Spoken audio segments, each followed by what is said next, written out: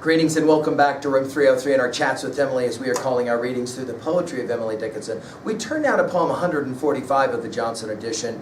This poem, This Heart That Broke So Long, another tribute poem, another poem about a lost possible friend, unnamed we should point out, which will connect this to poem 144, She Bore It Till the Simple View, the Simple Veins.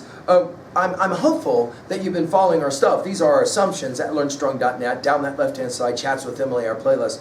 I'm hopeful that you've already been exposed to our set of introductory comments, and I'm hopeful that you've worked through the preceding 144 poems, as we said, just finishing with poem 144. Now, this question about Emily and seeing the dying at their deathbeds has been a subject of a lot of questioning by scholars.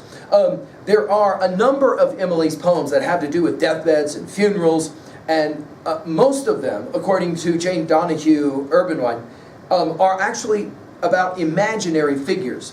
Donahue Urbanwine has stated that there really is no biographical evidence that Emily attended any deathbeds scenes between the death of her friend Sophia Holland in 1844 and the death of her nephew Gilbert in 1883. And yet, here we are. It is another theodicy. It's a question about death. Does death bring peace from the hound, as she will talk about it? And in some ways, we're back, as we said in poem 144, back to Plato's Phaedo. I believe that a whole lot of Emily's interest in death is probably born of her study of Plato's Phaedo, where the great Socrates, as an old man, is there ready to drink his hemlock shake, and of course his students, his disciples, are brokenhearted, and it is Socrates who is quite giddy about the fact that he gets to go bye-bye. Let's enjoy this tribute poem. This heart that broke so long, these feet that never flagged, this faith that watched the star in vain, give gently to the dead.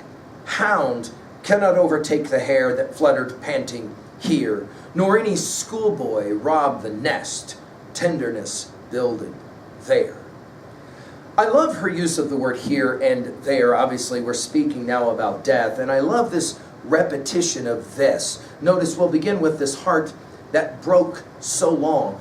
In poem 144, it was she bore it, here broke so long. In other words, just to remind, guys, when people died in Emily's day, most of the time they didn't die in hospitals. They died at home in their bed.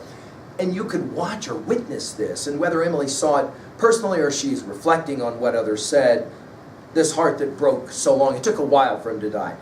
These feet that never flagged, here of course the idea is that was resilient to the end. This faith, I think that's the key word for Emily here, that watched for sun in vain. The irony of all ironies for Emily is that she's always talking about faith, belief, and religion. It's just never clear how much actual relief any of that gives. Notice, he looked for the star, but it was all in vain.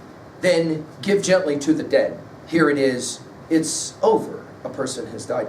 Now, the soul is pictured like that which is fluttering or flying out of the body, and now the referencing to the hound, which cannot overtake the hare. Now, when we get to poem 186, we're going to play around with this. What shall I do? It whimpers so, this little hound within the heart, and all day and night with bark and start, and yet it will not go. This idea that there is the hound that's chasing the hare, and the hare is the soul, and the hare has been running, and the hare is so tired, finally it can rest. The rabbit can rest. That fluttered, panting here, fluttered, by the way, will take us back to poem 9. You can remember that from our earlier study. Nor any schoolboy rob the nest, tenderness builded there. This idea that some stupid boy goes out and just randomly picks the bird's egg out of the beautifully constructed nest. No more does this individual that she's referencing ever have to worry about that again. Well, what is she really arguing it to be? Well, I think she's arguing that the well-lived life does find peace in death and in some version of the afterlife, even though one might look for the star in vain.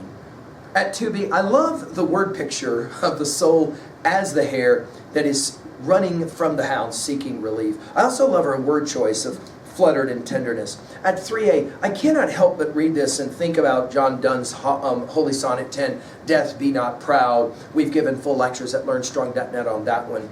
And as well, as we said, Plato's Phaedo, who in that text, Socrates seems to suggest that death is something to be excited about, giddy about, because it's a journey, right?